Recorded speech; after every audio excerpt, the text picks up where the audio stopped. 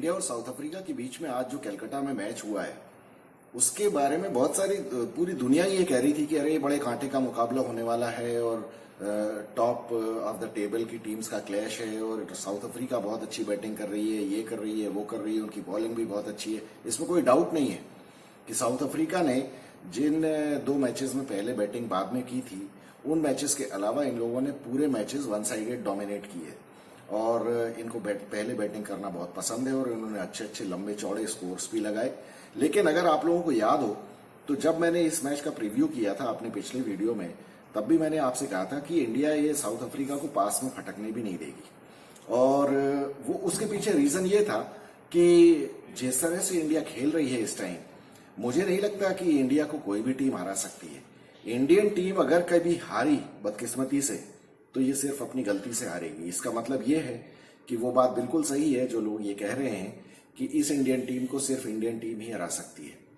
और वैसा आज हमको देखने को मिला और बल्कि सारे मैचेस में ये देखने को मिला है कि ये इन लोगों ने किसी भी टीम को अपने आसपास भी फटकने भी नहीं दिया। किसी भी मैच में फाइट नहीं हुई है। इन लोगों ने बिल्कुल डिमोरलाइज कर दिया है सामने वाली टीमों को।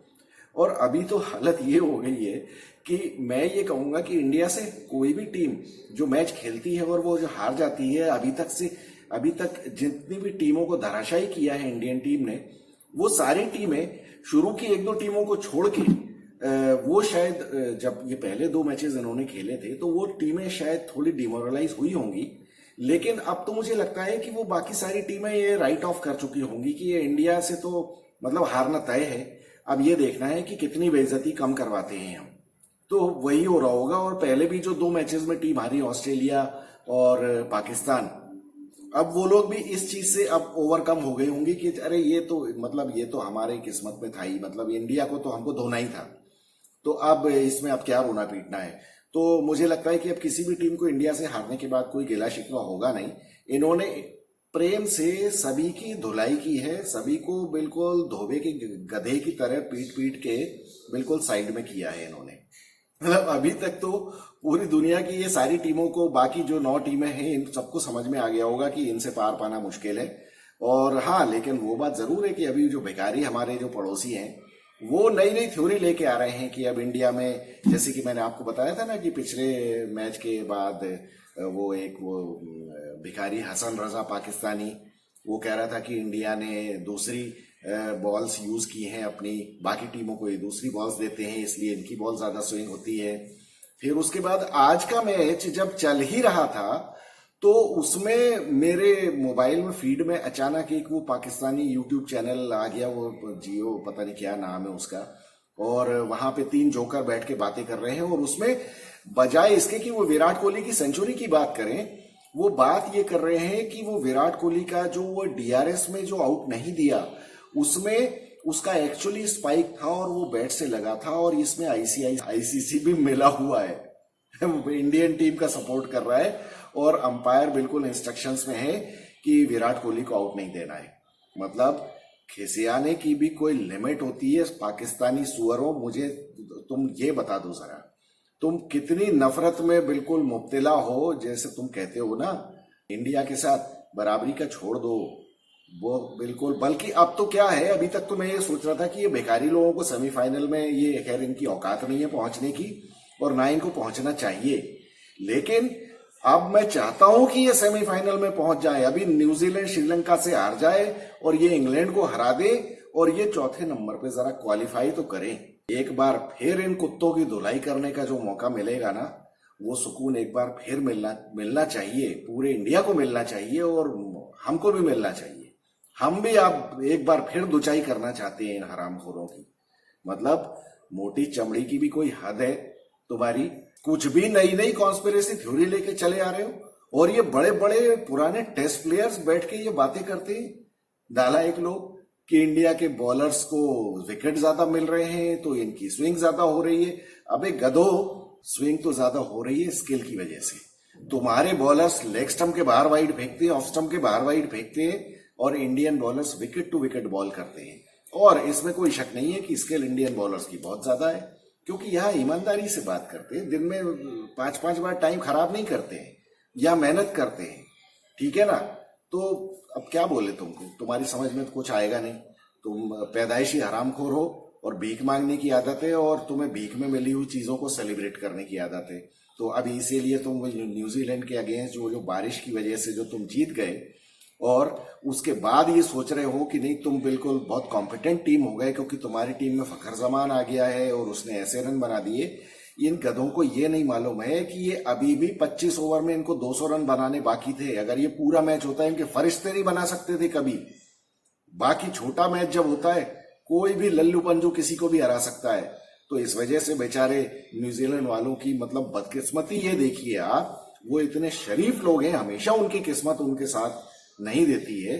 400 रन 50 ओवर में बनाने के बावजूद वो they ended up losing the match. ये हरामी लोग अपनी ऐसी किस्मत लेकर के आए हैं कि ये दूसरे कभी इनका भला कर देते हैं, कभी बारिश इनका भला कर देती। 92 वर्ल्ड कप में ये मैं बताऊं आप लोगों को शायद मालूम नहीं होगा, ये साले 4 मैच हार गए थे हरामखोर। और उसके बाद ये इंग्लैंड के साथ जो इनका मैच हुआ ना उसमें ये 74 रन पे ऑल आउट हो गए थे। लेकिन उसके बाद वो बारिश ऐसी आई कि वो मैच हुआ ही नहीं और इनको 1 पॉइंट मिल गया। वो मैच नो रिजल्ट होने की वजह से और उसकी वजह से जो 1 पॉइंट मिला उसकी वजह से ये लोग सेमीफाइनल में पहुंच गए। ऐसी तो हरामी लोग ये अपनी किस्मत लेके आए हैं। और फिर उसके बाद ऐसा हो जाता है कि कभी एक दिन में आपकी टीम में से कोई अच्छा खेल जाता है या सामने वाली टीम का दिन खराब होता है। मुझे अब इस इंडियन टीम के साथ वही डर है कि ये लोग देखिए अभी तक अपनी प्रोसेस फॉलो कर रहे हैं, बराबर सब कुछ अच्छा कर रहे हैं, प्लान के हिसाब से कर रहे हैं। लेकिन एक ये चंगू कुमार गिल जो है ना, मैंने आपसे पहले भी कहा था कि ये बहुत गड़बड़ कर रहा है। आज के मैच में भी इसने देखिए 24 गेंदों में 23 रन बनाए हैं, जबकि उन्हीं 24 गेंदों में रोहित शर्मा 40 रन बना के आउट हुआ। और मतलब इससे तो मुझे लगता है कि भैया वो ये इसको बोल दे शुभमन गिल को कि जाके तू पट्टे चला और मैं रोक के खेलूंगा, क्योंकि ये चंगू के तो रोके रहने से भी कोई फायदा नहीं है। ये 92 पे जाके आउट हो जाता है, जबकि वहां पे फिर फसल काटने का टाइम होता है। पिछले मैच में ये 92 पे जाके आउट हुआ, तो ये इसको थोड़ा सोचना चाहिए ना कि इसका क्या कंट्रीब्यूशन है। अभी नेक्स्ट विराट कोहली और नेक्स्ट सचिन तेंदुलकर बनने की बातें चल रही हैं, नेक्स्ट सुपरस्टार बनने की बातें चल रही हैं और ये बन भी जाएगा। लेकिन ये ऐसी बेवकूफी ऐसे मौके में वर्ल्ड कप के मौके पे ये करने का क्या मतलब है इसको। अब एक बात बताइए, ये आपको याद होगा एशिया कप में भी वो जो वेलालागे जो श्रीलंका का स्पिनर था, उसने इसको इसी तरह से बोल्ड आउट किया था जैसा कि आज इसको केशव महाराज ने किया है। क्या कारण है कि तुम सेम बॉल के ऊपर दोबारा आज बोल्ड हुए हो? तुम प्रैक्टिस क्या कर रहे हो? वहां जाके बाउंसर के ऊपर छक्का मारने की प्रैक्टिस कर रहे हो? तुम्हारी सबसे बड़ी वीकनेस ये है लेफ्ट आर्म स्पिनर, जो कि कई बार एक्सपोज हो चुके हो तुम।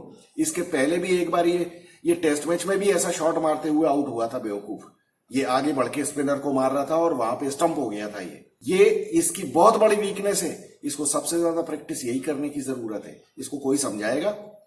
देखिए, मैं ये मानता हूं कि पूरी टीम बहुत अच्छा खेल रही है, बहुत बढ़िया लय में सब लोग दिख रहे हैं, बहुत डिसिप्लिन में खेल रहे हैं। लेकिन आउट ऑफ डिसिप्लिन ये सिर्फ ये चंगू कुमार गिल ही खेल रहा है। रहा साहब वो जो श्रेयस अय्यर था, उसने भी कुछ अपनी गलतियां सुधार ली है। आज तो उसने हालांकि मान भी लिया कि शुरू में वो काफी नर्वस था, उसके बल्ले में बॉल नहीं आ रही थी, वो हिट आउट करने के मूड में था। लेकिन बाहर से राहुल द्रविड़ ने मैसेज भिजवा दिया कि भैया तू रुक के खेल, या रोहित शर्मा ने भेजा मैसेज कि रुक के खेल, जल्दी मत कर। और उसके पहले तो वो विराट कोहली ने क्या मास्टरली बैटिंग की है आज। टॉस जीतने के बाद जब रोहित शर्मा ने देखिए बाद में बैटिंग करने का फैसला किया, बाद में बॉलिंग करने का फैसला किया, मतलब साउथ अफ्रीका को बैटिंग ना देके खुद बैटिंग करने का सोचा, तो ये एक बहुत बढ़िया डिसीजन था। इसलिए नहीं कि साउथ अफ्रीका चेजिंग करने में वीक है, क्योंकि मुझे नहीं लगता कि इंडिया यहाँ सिर्फ मैच जीतने के लिए जा रही थी। वो अपने आप को चैलेंज भी करना चाहते थे कि अगर मान लीजिए शाम को ड्यू आती है तो ड्यू में क्या हमारे बॉलर्स किस तरह से परफॉर्म करते हैं। हालांकि ये कई 2-1 मैचेस में ये पहले भी बाद में बॉलिंग कर चुके हैं, लेकिन अब हाँ, coming back to this again, Pakistan में ये चल रहा है कि ये इनके टाइम पे जो मैचेस में जब ये बाद में बॉलिंग करते हैं इंडिया वाले, तो इनके टाइम पे ड्यू ही नहीं आती है। इसका मतलब इन्होंने ड्यू को भी बांध दिया है, कुछ तंत्र विद्या करके इन्होंने ड्यू को ऐसा कर दिया है कि जब ये बॉलिंग करते हैं तो ड्यू नहीं आती है। अब एक गधो, तुम लोगों को ये बात समझ में नहीं आती है कि इंडिया ड्यू आने के पहले ही सामने वाली टीम को ऑल आउट कर देती है। आज आप देखिए, बाद में जब इंडिया ने बॉलिंग की है, किसी भी मैच में 25-27 ओवर से ज्यादा सामने वाली टीमें खेल ही नहीं पाई है। आज के मैच में भी साउथ अफ्रीका 27 ओवर में 83 पे ऑल आउट हो गई। अब बात करते हैं टेबल टॉपर्स। टेबल टॉपर्स कौन कह रहा था कि आज के मैच में एक क्लैश बराबर होने वाला है, चैलेंज होने वाला है? मुझे तो कहीं बिल्कुल भी उम्मीद नहीं थी कि ये चैलेंज होने वाला है। देखिए, जब तक आपके बॉलर्स डिसिप्लिन में बॉलिंग कर रहे हैं, आपकी टीम को हराना बहुत मुश्किल हो जाता है। चाहे वो कभी भी बॉलिंग करें, कभी भी बैटिंग करें, कोई फर्क नहीं पड़ता उससे। और मैं तो ये मानता हूं कि ये डिसिप्लिन की जिस तरह से बात कर रहा है रोहित शर्मा, कि हम हर मैच में बिल्कुल सीरियसनेस, बराबर सीरियसनेस के साथ जाते हैं, वो इनको मेंटेन रखना है। अभी 3 मैचेस और हैं। 3 मैचेस में अगर इसी तरह से इन लोगों ने किया तो इनको वर्ल्ड चैंपियन बनने से कोई नहीं रोक सकता। लेकिन एक चीज है कि इनको फिर भी अपना जो भी थोड़ा बहुत भी वीक पॉइंट है, जैसे कि ये शुभमन गिल को रन बनाना है। ये 24 बॉल में 23 रन या 23 बॉल में 25 रन से काम नहीं चलेगा। फाइनल और सेमीफाइनल में आपको अपने आउट ऑफ द स्किन खेलना पड़ेगा, क्योंकि सामने वाली टीमें भी वैसी बहुत ज्यादा फाइट करने वाली होंगी। और देखिए, सामने वाली टीमों का नॉकआउट में इंडिया से टेम्परामेंट ज्यादा अच्छा है, हिस्टोरिकली हमने देखा है। अभी तक देखिए सब कुछ अच्छा चल रहा है। विराट कोहली ने बहुत अच्छी बैटिंग की, रोहित शर्मा ने बहुत अच्छी बैटिंग की, सबने बहुत बढ़िया बैटिंग की है। लेकिन नॉकआउट का प्रेशर अलग होता है और नॉकआउट में ये लोग हमेशा सकम कर जाते हैं। वो मुझे उस दिन का डर है। अभी तक मैं आपको सही बताऊं, मैंने अभी तक सेलिब्रेट नहीं किया है इंडिया का, और मैं अभी भी उस दिन से डरता हूं जब ये नॉकआउट में जाके ये नर्वस हो जाएंगे। तो खैर, अभी तो मुझे ऐसा लगता नहीं है, लेकिन बात वही है कि जब वो सिचुएशन आती है तभी हमें पता चलता है कि ये लोग क्या करेंगे। आज के मैच में भी देखिए, रोहित शर्मा ने बहुत फोड़ाफाड़ी शुरू कर दी। इन लोगों का टेम्पलेट बिल्कुल फिक्स है, और 1-2 मैचेस में रोहित शर्मा नहीं चल पाया, फिर भी ये इनका काम चल रहा है। क्योंकि जो कुछ भी थोड़ी देर भी वो रहता है या वो नहीं भी रहा है, तो बाद में इनको स्टार्ट अच्छा मिल गया है।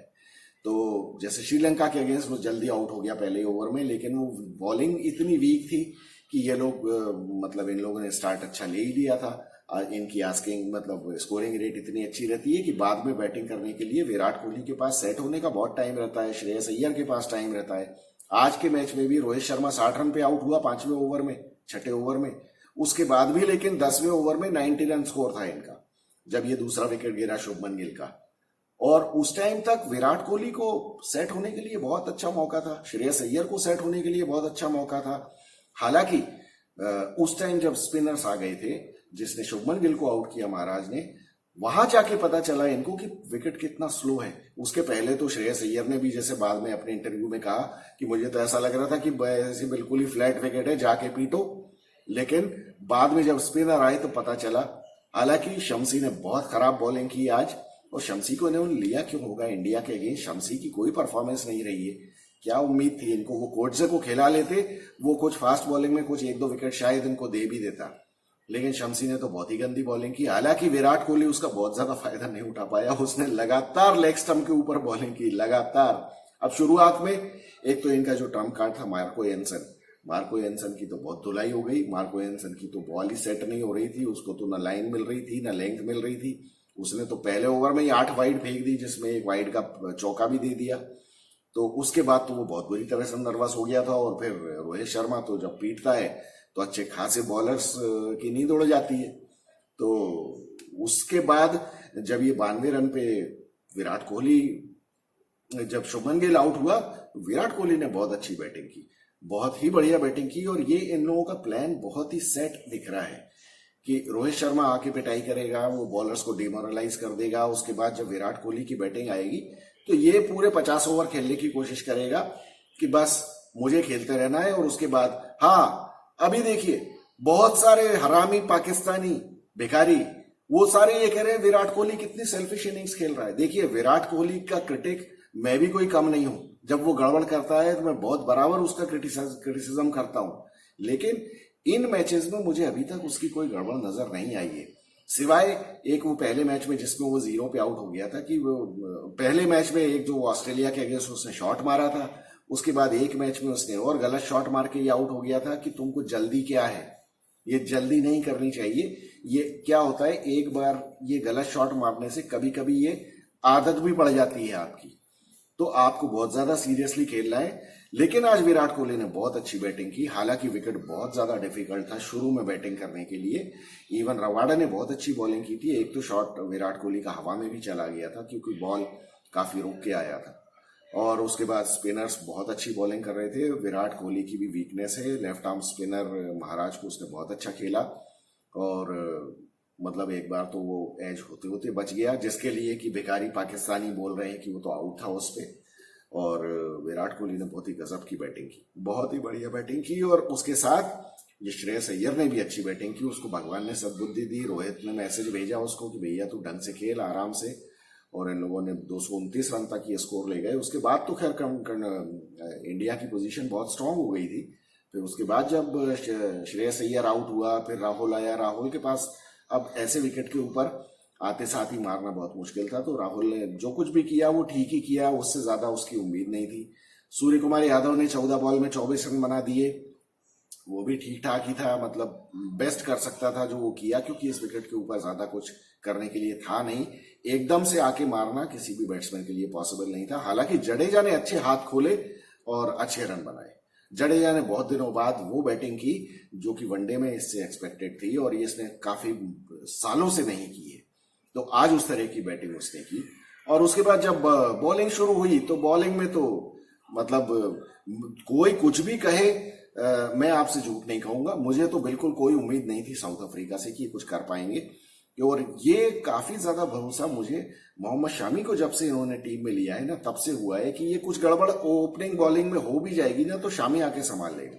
लेकिन जसप्रीत बुमराह भगवान उसको नजर से बचाए, वो क्या बॉलिंग कर रहा है। भले उसको विकेट नहीं मिलते हैं लेकिन वो टोन वहीं सेट कर देता है। उसने क्या हालत खराब करके रख दी थी पहले ही ओवर में क्विंटन डिकॉक की। भले एक उसको विकेट नहीं मिला लेकिन क्विंटन डिकॉक को बांध के रख दिया था उसने। और क्विंटन डिकॉक ऐसा है जो कि शुरू में ही बराबर कर देता है हिसाब, अभी तक हमने देखा ही है। 542-45 रन बना चुका है वो इस वर्ल्ड कप में, और फिर सिराज ने उसको आउट ही कर दिया। तो जसप्रीत बुमराह के प्रेशर क्रिएट करने से ये होता है कि अब उनके ऊपर स्कोर का तो प्रेशर था ही, उन्हें स्कोर तो बनाना ही था और वो उसके लिए वो पावर प्ले का फायदा उठाना चाहते थे। लेकिन फिर सिराज भी बराबर विकेट टू विकेट बॉलिंग करने में, हालांकि थोड़ी सी बाहर बॉल थी, इतनी ज्यादा कोई वाइड भी नहीं थी, अब उसके मारने के चक्कर में वो प्लेड ऑन ही हो गया।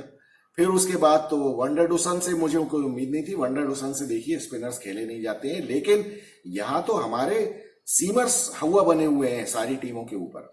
अब इसीलिए मैं आपसे कह रहा हूं कि इस वर्ल्ड कप में मुझे लगता है कि this world cup is for India to lose. अगर ये कुछ गड़बड़ नहीं करेंगे तो कोई इनका हाथ पकड़ नहीं सकता है, इनके आसपास भी फटक नहीं पाएगा। तो अब चाहे टीमें बाद में बैटिंग करें या पहले बैटिंग करें, और उसके बाद मेरे ख्याल से जो टीम इनको थोड़ी बहुत फाइट कर सके तो उसको खुशकिस्मत समझना चाहिए। वह समझना चाहिए कि हमारी बेस्ट परफॉर्मेंस रही है, क्योंकि मेरे ख्याल से टीमों में भी अब देखिए, अब न्यूजीलैंड को भी इंजरी कंसर्न हो गया है। अगर न्यूजीलैंड सेमीफाइनल में आती है तो उनको बॉलिंग का बहुत बड़ा प्रॉब्लम हो जाएगा। बाकी ये फटेयाल भिखारी अगर आ गए तो ये तो मेरी दिली इच्छा है कि अब ये नालायक लोग आ जाएं, इनको एक बार फिर से धोए जरा और इनको बेइज्जत करके इनके कपड़े उतार के भेजें। तो देखते कौन आता है इनमें से। फिर उसके बाद ऑस्ट्रेलिया, अब ऑस्ट्रेलिया में ये मैक्सवेल जो है वो अनफिट है, पता नहीं कब तक है क्या है, खैर सेमीफाइनल के पहले तो वो फिट हो जाएगा। लेकिन ये इंडियन बॉलिंग इनको सबको निपटा देगी। बाकी इंडिया की जो बैटिंग है ये कर ही लेंगे काम। तो मुझे लगता है कि वर्ल्ड कप अभी ज्यादा कुछ मैं कहूंगा नहीं, इसके आगे नजर ना लगे। लेकिन अब बस ये अपनी गलती से ही कुछ ये उल्टा सीधा ना कर ले, बाकी तो सब ठीक ही चल रहा है। तो अब देखते हैं क्या होता है। अब तो इंडिया के 16 पॉइंट्स हो गए और ऐसा बुरी तरह 243 रन से साउथ अफ्रीका धो दिया है इन्होंने कि उनकी तो जो 2.2 की नेट रन रेट थी वो गिर के 1.34 पे आ गई। कबाड़ा हो गया उनकी नेट रन रेट का। अब तो मुझे लग रहा है कि लास्ट मैच उनका किससे है? लास्ट मैच शायद उनका अफगानिस्तान से। तो अब वो अफगानिस्तान का वैसे कोई भरोसा नहीं है। अफगानिस्तान ने साउथ अफ्रीका को हरा दिया तो वो भी सेमीफाइनल में आ सकता है, क्योंकि उसका सिर्फ साउथ अफ्रीका और ऑस्ट्रेलिया के साथ ही मैच है।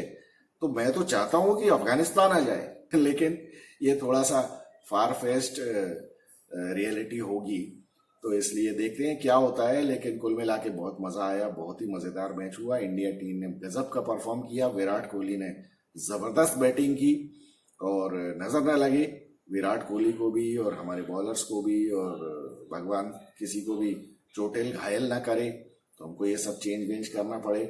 तो बस अब इसी के साथ देखते हैं, अब बाकी मैचेस का मजा लेते हैं। अब इंडिया का तो नीदरलैंड्स के साथ मैच है, तो अब नीदरलैंड्स के साथ तो अब देखते हैं। हालांकि सीरियसनेस तो इनकी यही रहेगी, तो अब देखना है कि ये कैसे हराते हैं नीदरलैंड्स को, और उसमें हमारा चंगूलाल गिल करता है कि नहीं स्कोर। अब चंगूलाल गिल को अब नीदरलैंड्स के अगेंस्ट तो कम से कम 100-150 ठोकने चाहिए। तो मुझे तो लगता है वहां तो 3 से ज्यादा बल्लेबाजों की बैटिंग आनी नहीं चाहिए, अगर ये सीरियसली खेलने की बात कर रहे हैं। खैर वो तो 12 तारीख की बात है, अभी तो पूरे एक हफ्ते की बात है। तो अब देखते हैं बाकी मैचेस में क्या होता है। बाकी मैचेस का मजे से मजा लेते हैं हम, क्योंकि आपस में लड़ कट के मर के आओ और फिर उसके बाद इंडिया से धुलाई के लिए तैयार हो। चलिए देखते हैं, कल है अपना बांग्लादेश और श्रीलंका के बीच में मैच। हालांकि इनकॉन्सिक्वेंशियल है, क्योंकि इंडिया ने जिस तरह से साउथ अफ्रीका को धो दिया है, अब मेरे ख्याल से नीचे की तो चारों टीमें बिल्कुल ही आउट ऑफ वर्ल्ड कप हो गई हैं। वो डिस्क्वालीफाई क्या, एलिमिनेट हो गई है। तो अब इनकॉन्सिक्वेंशियल मैचेस हैं, लेकिन अब ये देखते हैं किस तरह से ये एक दूसरे के कपड़े फाड़ती हैं, क्योंकि अब इसके अलावा तो इनके पास कुछ करने के लिए है नहीं, सेल्फ प्राइड के लिए खेलने की बात है। तो मिलेंगे अगर टाइम मिला तो कल के मैच के बाद। I am Vikas Saxena, the biased analyst. Thank you so much.